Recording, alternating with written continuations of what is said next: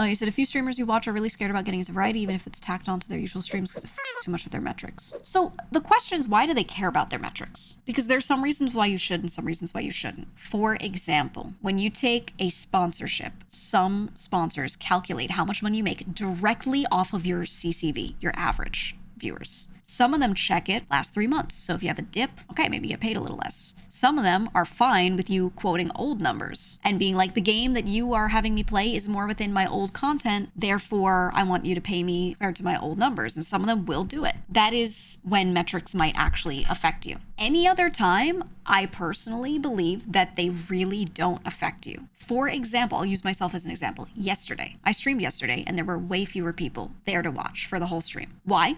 Because I'm streaming content that is exactly the same as what Zen and Matara were streaming at the same time. And we share a lot of our communities. So they're just gonna watch one POV because we're all watching the same Discord feed, talking to the same person in the same call, right? You don't need multiple POVs. So people are gonna pick one, and typically people just go to the largest streamer that happens. I knew this, but I streamed it anyway. Why? Number one, I like to have my own VODs of things. Number two, did I lose anything? No, my core audience, a lot of them were still there, number one. Number two, ads still play, I still get ad revenue. So like, what's the problem? If I have a day that looks not so good and it brings like the average down for the month or something, that doesn't really affect me that heavily. Because of the way I pitch myself when I pitch for sponsors, if my CCV's dipped a little bit, it doesn't really affect that much. So it literally doesn't matter. And I try to explain this to friends that stream. I'm like, hey, this doesn't matter. More is more. People are just happy if you're present and there for them. The only ones you really want to like care deeply about are your core audience that want to see you no matter what. Everyone else is just bonus. And that's great and it's positive and you like it. But you want to think about not what would everyone want. Oh, those extra people that show up sometimes won't show up today, so I won't stream. No. You want to go, will my core audience show up and want to see me today?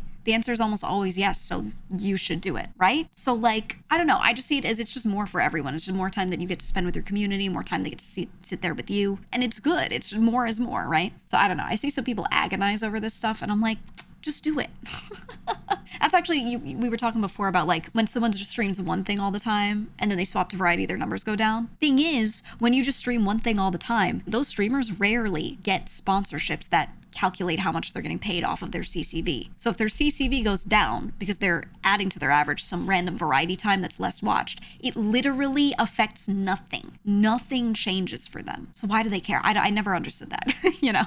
I guess the only thing that it could affect is if they see people unfollowing in droves, right? If they see people come in and go, oh my God, you're not playing Apex today, unfollow. And it's like a significant number. And then their Apex numbers go down because people think like, oh, you're doing variety now. Sometimes that happens. Usually though, if you do it later, it's out of your time slot, that doesn't happen. You know, it just depends on the scenario and how you time it, how you do it. But like, in my opinion, almost all these situations, it just becomes more is more. You're just hanging out with your community more and that's it. I don't know, man.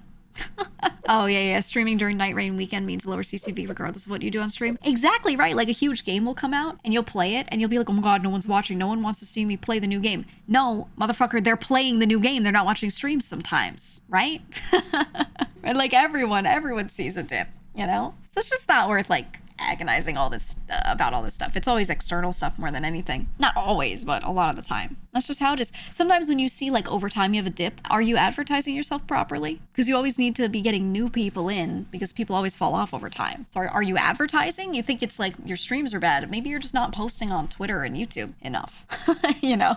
So there's a lot of factors that, I don't know. To be honest with you, I do try to check my metrics like here and there. I do not open that page very often anymore. I really don't. I used to check it more often to be like, are people liking this game? Are they not? Etc. etc. Over time, I've realized that really doesn't matter. And while it's a scary thought, you can't quantify a lot of this stuff. You genuinely have to go off of vibes.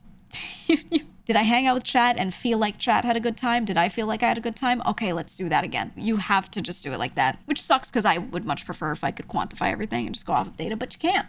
You can't. There are too many factors.